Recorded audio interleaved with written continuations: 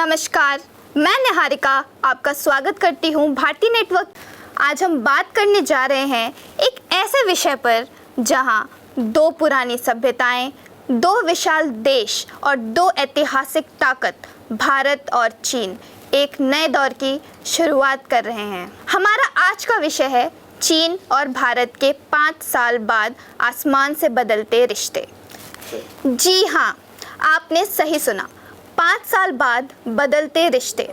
दोस्तों, जब हम आसमान के रास्ते की बात करते हैं तो ये सिर्फ एक हवाई यात्रा नहीं होती, ये एक सिंबॉलिक ब्रिज होता है, भरोसा का, संवाद का और सहयोग का। 2020 में जब दुनिया भर में कोविड-19 ने अपना प्रभाव दिखाया, तब भारत और चीन के बीच डायरेक्ट फ्लाइट्स बंद हो गई थी। सुरक्षा के लिए, सेहत के लिए और कुछ राजनीतिक कारणों के लिए भी। उसके बाद 2020 में गलवान घटना ने दोनों देशों के बीच तनाव और बढ़ा दिया। LAC पर हुआ विवाद और दोनों तरफ से कठोर भावनाओं ने हवाई रिश्ते पूरी तरह तोड़ दिए। 5 साल तक आसमान खामोश रहा, पर आज अक्टूबर 2025 में यही आसमान फिर से बोल उठा है। फ्लाइट्स फिर से उड़ने लगी हैं और दोनों देश एक नए भरोसे के साथ आगे बढ़ रहे हैं। यानी दोस्तों, आसमान के रास्ते अब फिर से खुल रहे हैं और कहते हैं, जब आसमान मिलते हैं तो दिल भी जुड़ते हैं। आइए सबसे पहले समझते हैं ये फैसला क्यों महत्वपूर्ण है।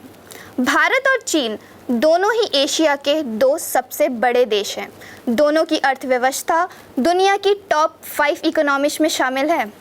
ट्रेड, टेक्नोलॉजी और मैन्युफैक्चरिंग के क्षेत्र में दोनों देश अपना प्रभाव बना चुके हैं। लेकिन जब 2 ताकतवर पड़ोसी अपने बीच संवाद बंद कर लेते हैं तो इसका असर सिर्फ उन पर नहीं बल्कि पूरी दुनिया पर पड़ता है। 2020 के बाद से भारत और चीन के बीच व्यापार तो चलता रहा, लेकिन भरोसे की कमी बनी रही। और अब हवाई सेवाएं दोबारा शुरू करने का मतलब है कि दोनों राष्ट्र अपने अंतर को दूर करने की पहल कर रहे हैं। आइए अब बात करते हैं इस फैसले के प्रभाव की। सबसे पहला प्रभाव होगा व्यापार पर। भारत और चीन के बीच एनुअल ट्रेड वॉल्यूम लगभग 120 बिलियन डॉलर्स तक पहुंच गया है। इसमें ज़्यादातर हिस्सा इलेक्ट्रॉनिक गुड्स, मशीनरी और फार्मास्यूटिकल प्रोडक्ट्स का है। डायरेक्ट फ्लाइट्स दोबारा शुरू होने से बिजनेस ट्रैवल आसान हो जाएगा और नए इन्वेस्टमेंट और कोलैबोरेशन के रास्ते खुलेंगे। दूसरा प्रभाव होगा एजुकेशन और टूरिज्म सेक्टर पर। आज भी लगभग 20,000 से ज़्यादा भारतीय स्टूडेंट्स चीन के मेडिकल यूनिवर्सिटीज़ में पढ़ रहे हैं। पैंडेमिक के दौरान ये सभी स्टूडेंट्स ऑनलाइन पढ़ाई पर मजबूर थे क्योंकि उनके पास डायरेक्ट फ़्लाइट की सुविधा नहीं थी। अब जब फ़्लाइट्स फिर से शुरू हो रही है तो इन स्टूडेंट्स के लिए ये एक रिलीफ और नई शुरुआत दोनों है। इसी तरह टूरिज्म भी बढ़ेगा।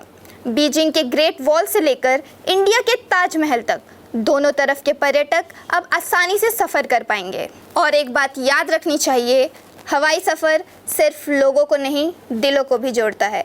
जब एक चाइनीज़ पर्यटक भारत के रंग, खुशबू और परंपरा देखता है और जब एक भारतीय बीजिंग की कल्चर और आर्ट देखकर प्रभावित होता है, तब रिश्ते पॉलिटिकल नहीं, इमोशनल बन जाते हैं। अब थोड़ा पीछे चलते हैं, इतिहास के पन्ने खोलते हैं। भारत और चीन का संबंध आज का नहीं बल्कि हज़ारों साल पुराना है।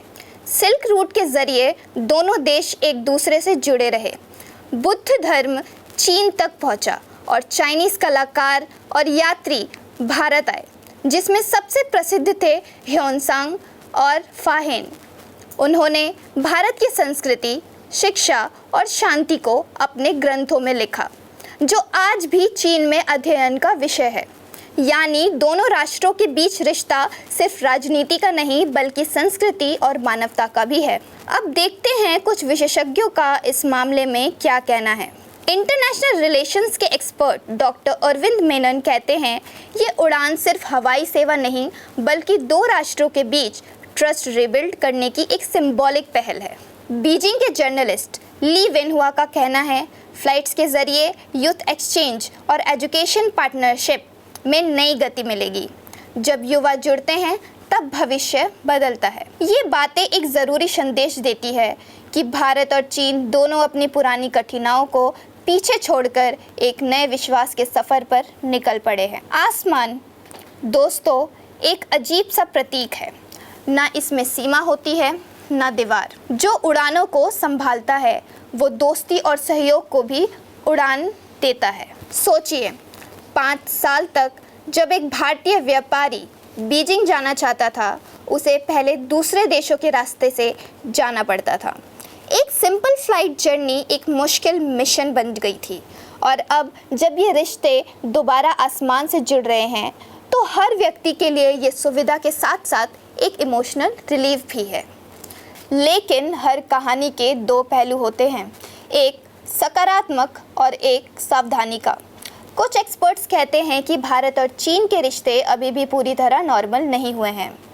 LAC पर अब भी कुछ तनाव बने हुए हैं, पर फिर भी दोनों देश ने डिसाइड किया है कि डायलॉग और डिप्लोमेसी को बंद नहीं करना चाहिए। जैसे भारत के foreign minister doctor S Jaishankar ने कहा था, कंपटीशन के बीच कॉपरेशन ज़रूरी है। विकास तभी संभव है जब संवाद बना रहे। यानी ये उड़ान सिर्फ हवा में नहीं उड़ रही, ये उड़ रही है शांति और सहयोग के आसमान में। एशियन देश और साउथ एशियन पार्टनर्स भी इस फैसले को एक पॉजिटिव डेवलपमेंट के रूप में देख रहे हैं। एक सवाल यहाँ ज़रूर उठता है कि क्या ये हवाई रिश्ते दोनों देशों के राजनीतिक रिश्ते भी सुधार सकते हैं? जवाब है हाँ, लेकिन धीरे धीरे, क्योंकि भरोसा एक दिन में नहीं बनता। पर जब एक देश दूसरे देश के लिए आसमान के रास्ते खोल देता है तो समझ लीजिए दिल के रास्ते भी खुलने लगे हैं। आगे के कुछ वर्षों में दोनों देश एविएशन और ट्रेड के अलावा टेक्नोलॉजी, ग्रीन एनर्जी और फिल्म इंडस्ट्री में भी पार्टनरशिप कर सकते हैं। पहले ही कुछ जॉइंट फिल्म प्रोजेक्ट्स और टूरिज्म कैंपेन्स पर बातचीत शुरू हो चुकी है। कल्चरल फेस्टिवल्स और स्टूडेंट एक्सचेंज प्रोग्राम्स भी डिस्कस में हैं। सोचिए अगर एक दिन चाइनीज स्टूडेंट्स भारत में कम्युनिकेशन और सिनेमा पढ़े और भारतीय स्टूडेंट्स बीजिंग में जर्नलिज्म सीखे, तो दोनों देश के मीडिया और सोच दोनों एक नए स्तर पर पहुंच जाएंगे। और शायद वही दिन होगा जब कंपटीशन की जगह कोलैबोरेशन शब्द ज़्यादा सुना जाएगा। दोस्तों, आसमान के रास्ते दोबारा खुल गए हैं, लेकिन असली सफ़र अभी शुरू हुआ है। भरोसे, सहयोग और संवाद का सफ़र। ये था हमारा विशेष कार्यक्रम, चीन और भारत के 5 साल बाद आसमान से बदलते रिश्ते। देखते रहिए भारती नेटवर्क, जहां हम लाते हैं दुनिया भर से वो खबरें जो बदल रही हैं सोच और समझ दोनों। धन्यवाद।